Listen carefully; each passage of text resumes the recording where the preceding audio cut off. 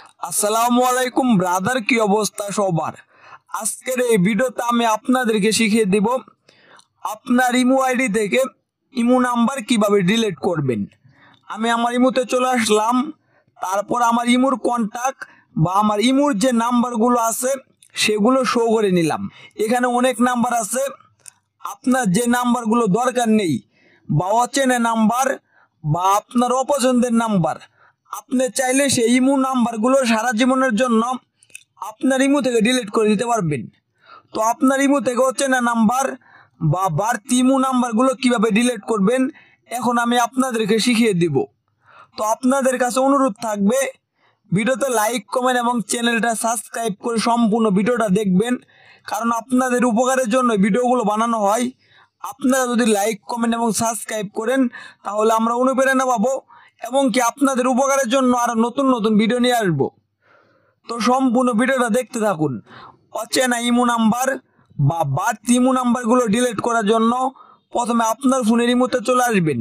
ইমোতে চলে আসার পর এখানে আপনারা প্রোফাইল আইকন পাবেন, এই প্রোফাইল আইকনে ট্যাপ করে দিবেন। প্রোফাইল আইকনে চলে আসার পর এখানে আপনার ইমো নাম্বারগুলো শো করবে। তো এখন এখান থেকে আপনি যে ইমো আইডিটা ডিলিট করতে চাচ্ছেন সেই ইমো আইডিটার ভিতরে চলে আসবেন।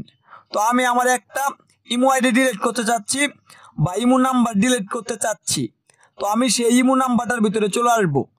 আপনিও যে নাম্বারটা ডিলিট করতে চাচ্ছেন সেই ইমো আইডির ভিতরে চলে আসবেন। ইমো আইডির ভিতরে চলে আসার পর এখানে আপনি সেই ব্যক্তির ইমো নামটা পাবেন বা উপরের সাইডে আপনি 3 ডট পাবেন। যে কোনো এক জায়গায় ট্যাপ করে আপনি এই প্রোফাইল আইকনে চলে আসবেন। এই প্রোফাইল আইকনে চলে আসার পর আপনারা যার ইমো নাম্বারটা ডিলিট করতে চাচ্ছেন তার ইমোর নামটা পাবেন। এই নামের উপরে আপনারা ট্যাপ করে দিবেন। নামের উপরে ট্যাপ করে দেওয়ার পর এরকম ইন্টারফেস শো করবে। আপনারা স্ক্রল করে নিচের দিকে চলে আসবেন। নিচের দিকে চলে আসার পর আপনারা এখানে সবার নিচে একটা অপশন পাবেন, ডিলিট কন্ট্যাক্ট। এই ডিলিট কন্ট্যাক্টে ট্যাপ করে আপনারা এখানে ইয়েসে ট্যাপ করে দিবেন। ইয়েসে ট্যাপ করে দিলেই সেই ইমো নাম্বারটা আপনার ইমো থেকে সারা জীবনের জন্য ডিলিট হয়ে যাবে।